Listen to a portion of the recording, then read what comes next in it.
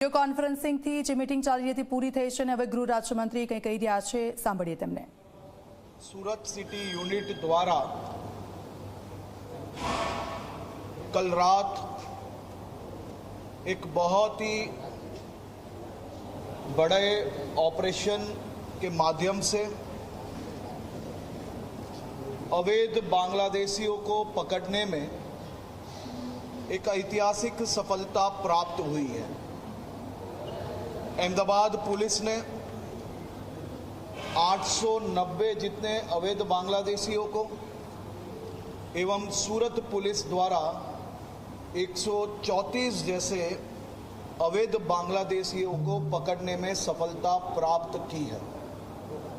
Gujarat police का ये आज तक का सबसे बड़ा ऑपरेशन है, जिसमें अवैध रूप से रहने वाले एक एक नागरिकों को गुजरात पुलिस की ये लाल आंख है। खास तौर पे ये सभी बांग्लादेशी बंगाल के माध्यम से, बंगाल से अवैध तरीके से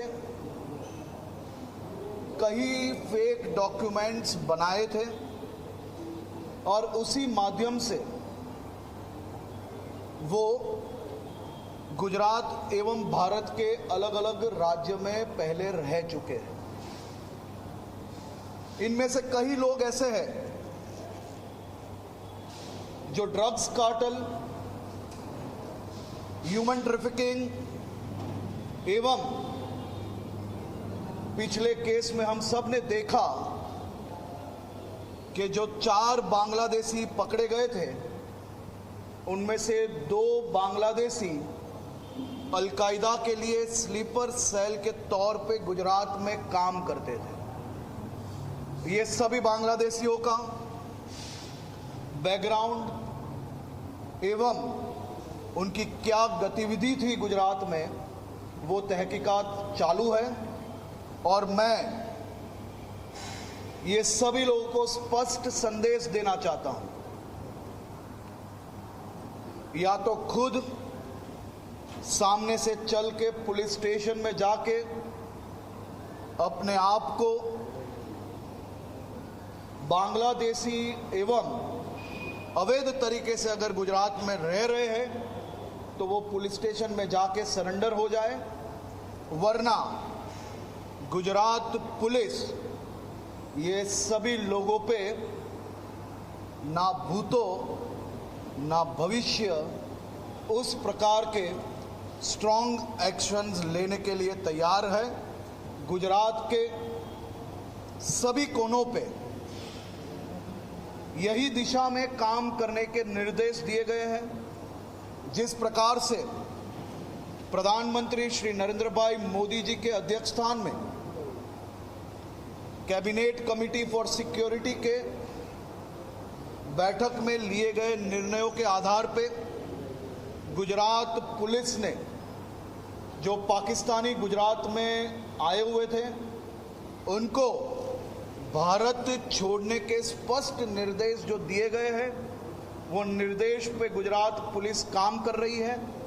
और वही निर्देश पे आज शाम से पहले ये सभी पाकिस्तानियों को भी पाकिस्तानी भेजने का काम चालू है।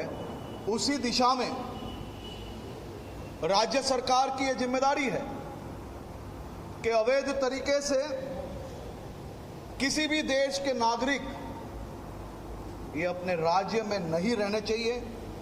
और ये राज्य सरकार की जिम्मेदारी गुजरात के मुख्यमंत्री श्री भूपेंद्र भाई पटेल के अध्यक्षस्थान में, उनके मार्गदर्शन में गुजरात पुलिस अदा कर रही है। मैं अहमदाबाद शहर पुलिस एवं सूरत पुलिस को बहुत बहुत अभिनंदन देता हूं, जिस प्रकार से उन्होंने यह ऐतिहासिक ऑपरेशन एक ही रात में कोने कोने में पहुंच के खुद पुलिस कमिश्नर्स, जेसीपी, डीसीपी ये पूरी रात फील्ड पे रह के ये एक एक घुसपैठियों को पकड़ने में सफलता प्राप्त की है, ये अपने आप में बहुत ही बड़ा विषय है। खास तौर पे सभी घुसपैठियों को आने वाले 2 दिनों में सामने चल के पुलिस स्टेशन में सरेंडर किए ले, वरना पुलिस घर घर पहुंच के ये सबको पकड़ के बांग्लादेश वापस पहुंचाने का काम करेगी। उनको डिपोर्ट करने के लिए खास तौर पे सभी प्रोसीजर्स को एकदम जल्द से पूर्ण हो वैसी भी व्यवस्थाएं की गई है। इनको पनाह देने वाले एक एक लोग कान खोल के सुन ले, अगर एक भी घुसपैठियों को पनाह दी तो उनका भी हाल बहुत ही खराब किया जाएगा। सभी प्रकार के कानूनी कदम पनाह देने वाले एक एक शख्स पे किया जाएगा। और खास तौर पे बंगाल के फेक डॉक्यूमेंट्स के आधार पे जो लोग ये देश में अलग अलग राज्यों में रह रहे हैं और आज जो लोग अलग अलग राज्यों के माध्यम से गुजरात में पहुंचे हैं, ये सभी के डॉक्यूमेंट्स पे भी हम तहकीकात करेंगे और फेक डॉक्यूमेंट्स बनाने वाले एक एक लोगों पे जरूर से कदम उठाएंगे। जी, पाकिस्तानियों पर किस तरह से नजर रखी जा रही है गुजरात में?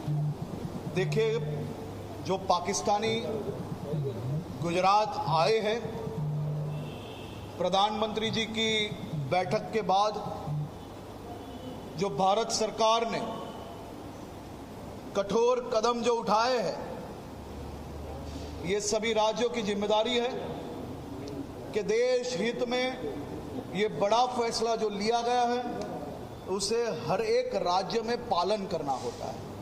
और यही जिम्मेदारी के भाग रूप में गुजरात सरकार जो समय सीमा भारत सरकार ने दी है, वो इस समय सीमा के अंदर अंदर ये पूरा काम गुजरात में पूर्ण करेगा। गुजरात में कौन से जिले से ज़्यादा पाकिस्तानी सामने आए हैं? देखिए, खास तौर पे ये सभी माहिती आपको ऑफिशियल प्रेस नोट के माध्यम से दी जाएगी।